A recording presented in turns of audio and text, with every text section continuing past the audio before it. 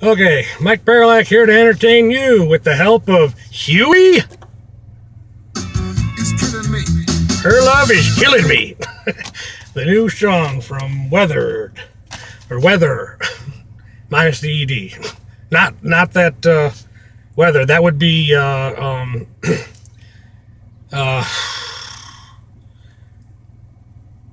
jeez, I can't think.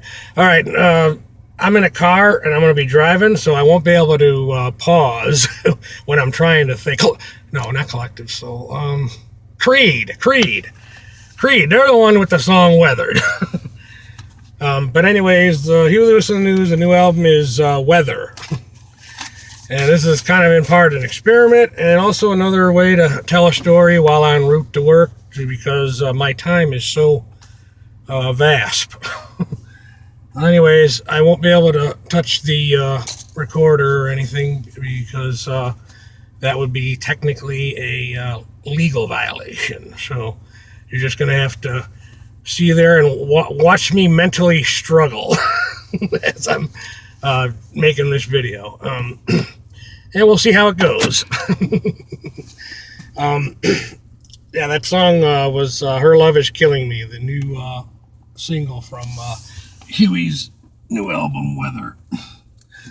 Pretty good. I listened to it yesterday. There's 7 new tracks on the one disc, and if you bought the deluxe version like I did, it includes a 10-disc best of, which featured for the first time, I think, the song Hit Me Like a Hammer, which I honestly like.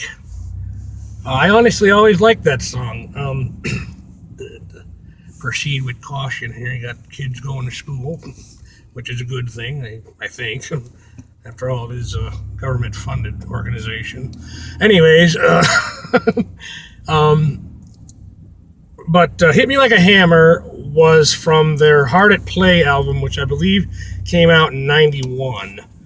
Because at that time, we had just finally stopped living in foster care and were living with an aunt at that time. And that's when I saw the music video and ended up really liking the song.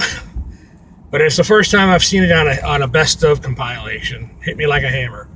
The more popular single from that album was A Couple Days Off. But anyways, the video is full of TV personality and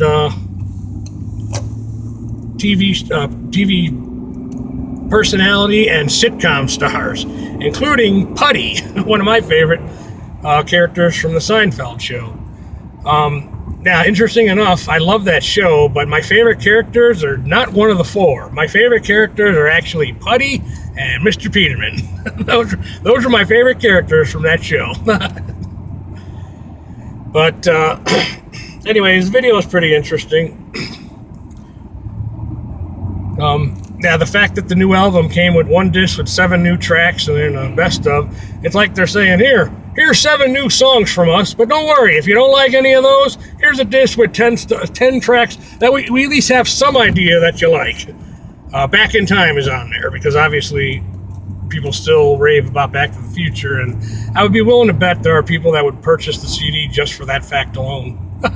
The fact that Back in Time is on there. But I was going to use this platform to also kind of share another personal memory from my upbringing. But this one is a little bit later in life, after the authorities' intervention, and we were no longer living with our male feminist abusive father. And I was living with my mother at the time. Finally, that was kind of a weird thing. My mother was not comfortable with she still lived at home herself, and my mother was not comfortable with the idea of taking on responsibility of all 3 of us in one sitting. I believe the initial plan actually was to have me live with her, then 1 year my sister Michelle, and then the next year my sister Shannon. That actually gotten extended until after my sister Michelle graduated high school, and at that point the government was, I guess, tired of paying for it, so they kind of pushed the final child, my sister Shannon, the youngest, on living with us. But again, my mother still lived at home herself, so we technically lived with my grandparents, my mother's mother and father. But anyways, the story I wanted to share was because I always talk about how, life can take different trails, and your life can take a different route, or different choices that are different opportunities that come along for you. But probably what I'm going to end up calling this video is I could have been a truck driver because I hadn't even been living with my mother for a year yet, and I think I might have been living with her a little over a year at this juncture. But I had gone to school one day and went to this guidance counselor, who was a husky, heavyset black gentleman named Mr. Rogers. I remember because he'd say when you come to his office, "Welcome to my neighborhood." So, I also remember because it was the first time in my life meeting somebody who, like me, had psoriasis, and I think we both marveled at the fact that he was African American and I was Caucasian, and psoriasis pretty much looked the same on both of us. But anyways, Mr. Rogers, and then he would refer me to a Mr. Turner, I think was his name, who would refer me to this place that would, he gave me the number and everything, says, "Go here, Mike, they'll help you find a job." Because that's what it was. I was just living with my mom. I was on the verge of being 15 years old, and I was expressing the desire for employment. I wanted to make money. So they sent me to give me a number to this place that was literally walking distance from my house at the time, and said, "Mike, go here, they'll help you find a job." So I went there.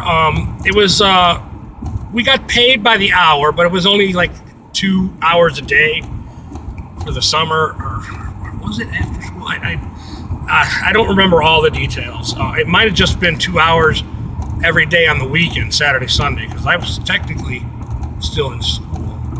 Anyways, so I went to this place, and I was one of maybe two guys there that were still technically not of working legal age. We're still, underage as far as being legally allowed to work.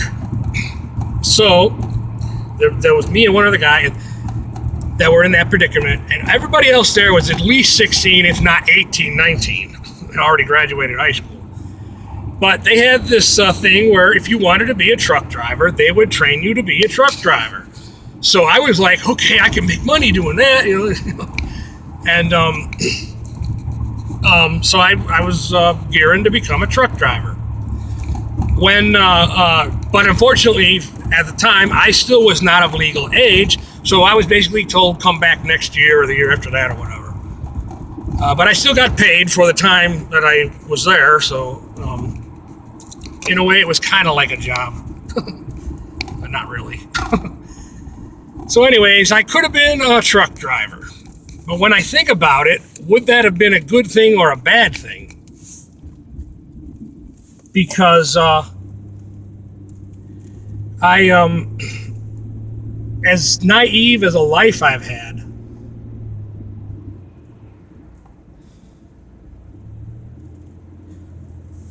I often wonder if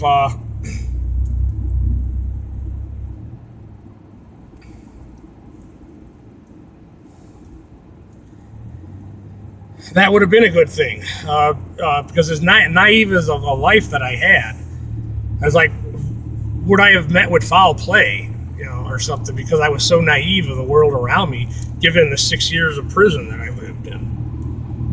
But in any event, it was an interesting life experience and something that I sometimes think about. What if I would have became a truck driver? On the other hand, maybe it would have all worked out and it would have been all good. Who knows? But this stretch of road is much more smoother. If I do this in the future, I'll wait till I get on this stretch of highway, so I don't have to worry about the boomity boomity boom boom. They actually just recently fixed this whole road, so how convenient for me. But anyways, ugh. Ugh.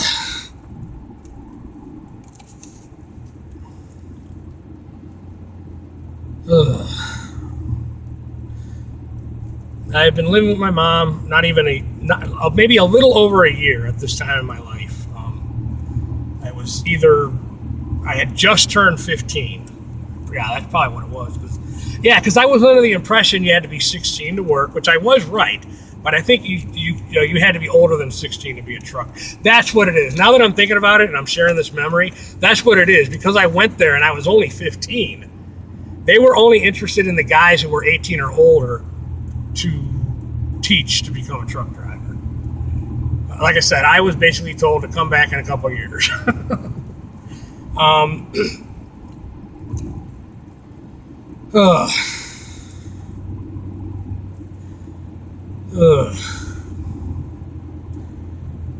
Roadhog, that would be my father. He's the Roadhog. One of my jobs growing up, here's another story. One of my jobs growing up, in addition to putting in and taking out the boy's earring for him, another one of my jobs was to, quote, guide him while he drove. Guide me. When I was a child, I cannot tell you how much I hated the word far to appease him. I had to look out the window and keep saying far to appease this guy mentally and emotionally. Anyways, that's why I had, I'm sure the authorities got lots of pictures of that. But my left upper thigh was in a constant Charlie horse state, because that would be my dad's target whenever he felt that my full attention was not on his driving.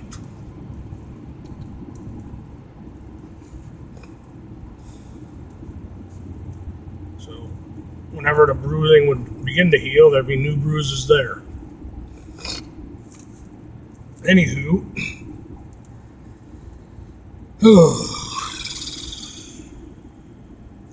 so back to Huey. Believe me when I tell you, it's a little rough. Working really hard, but it never is enough. Don't misunderstand me, I'm not getting soft. All I want is a couple days off. Yeah, all right. Glad I have that album, because it seems to be hard to come by these days. Hard at Play, Huey Lewis in the News, 1991. Actually, you're talking to a guy who owns over 7,000 CDs now, but this was back when I only owned 10. And Huey Lewis in the News, Hard at Play was one of them. The first three, I remember the first three CDs I purchased. It was in three. When I first bought a CD player and then CDs, I saved up some money I'd earned babysitting for a cousin of mine for an aunt. And I had bought my first CD player and 3 CDs, and they were Huey Lewis in the News Sport, not Hard to Play. I bought Hard to Play later, but Huey Lewis in the News Sport. I was always mindful of order and continuity order. So I was like, I gotta own sports first, because in my young mind, that was the first album, even though I know now it wasn't. But anyways, that's just how my mind worked. The other one was Peter Gabriel, 16 Golden Hits, and what was brand new artist at the time, John Cicada, the debut album, Cicada, with Do You Believe in Us, Angel, Just Another Day, I'm Free. That's a good song. I'm free, things are only as important as I want them to be. We'll have a breath of sunshine when the rain goes away, 'cause I'm free, yeah. I always like singing John Cicada. Anyways, those were the first 3 CDs that I owned. And until this day, I jog to Peter Gabriel's 16 Golden Hits, especially if I know I have the time and I want to go for an epic jog.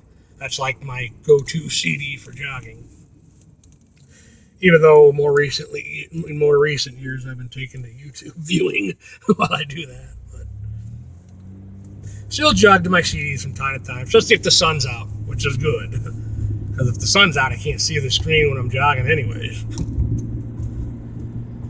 I think I talked about everything I was going to talk about.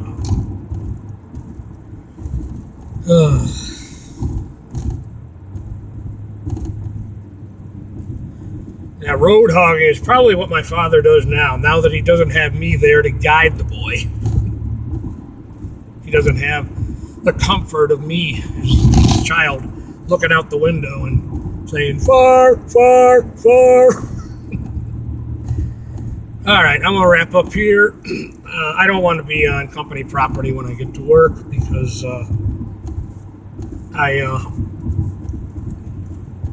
did make it a point to leave a little early. I can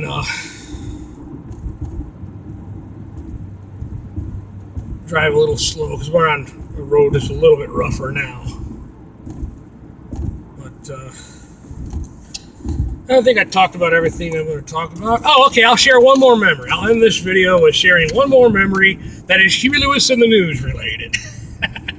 So I remember in childhood seeing a picture of Huey Lewis and the News in a Playboy magazine.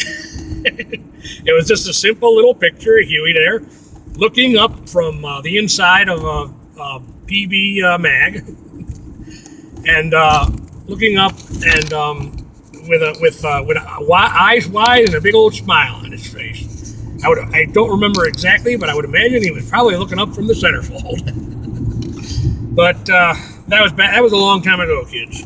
That's back when Playboy Mag still had one, substance, and two, Mr. Hefner was still the boss of the establishment. Those days are far behind us. Now, if you'll excuse me, I'm going to enjoy Huey's new album for the rest of the ride to work, and I'm going to coast to a stop. Put on my hazard lights. There is nobody behind me, so I'm going to seize the opportunity to do this now so I can stop recording without breaking any laws. Thank you, whoever took the time to view this, and we'll see how this goes. In the future, these will be shorter. Matter of fact, now that I know, I think I will make it a point to take this route and just record at the time I'm on that stretch of highway where the road is nice and smooth. So don't have to worry about the shittering and the shattering and the shakety shakes. So, anyways, thank you very much for watching. Hope you got value out of this, and look forward to making more videos. I promised in my very first video I was going to tell and share my story in this platform, and I'm going to remain true and faithful to that original promise.